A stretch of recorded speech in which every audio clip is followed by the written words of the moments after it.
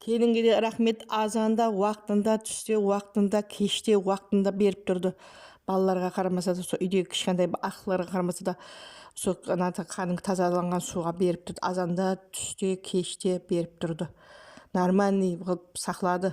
Енді мама дейді, екіншінім алғанда деп отыр, келінім қызығып отыр.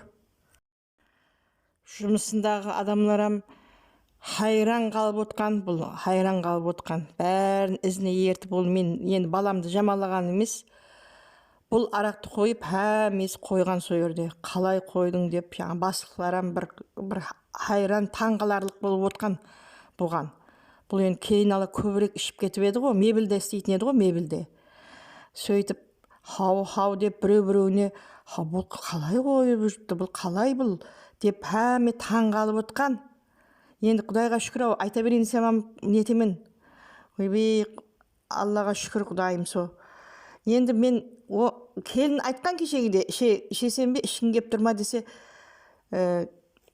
яғау, сөйлей бермесеңа деген ғой, енді елі зайып сөйлеседі ғой. Енді бізге және бір плакон керек болып тұрды. Әзірше менің жағдайым аз-маз нелеу, бір-екі күннен аларман. Енді со адреске барып ала беремен бе? Енді бір плакон асам, Құдайға шүкір, енді әстен жақсы, бұрынғысынан жақсы. Және біреуін ала қояйын деп едім. Со адреске барып аламыз ба? Кешегіде жаңағы қонаққа барып еді. Қонаққа барған екен, бір 4-5 адам отырған. Ішпеймен депті ғой. Іше алмаймын, ішкім келмей тұрыпты депті. Біздің бала. Қуанып жатырмын. Енді айтып жатырды, енді олам, түрлері дым жақсы болды әзірше. Дым жақсы. Және бір плакон асам бекен деп отырман. Келінім алайық біреуін дейді. Енді бір-3 күннен бір ақша түссе және барып алғым кеп отырды.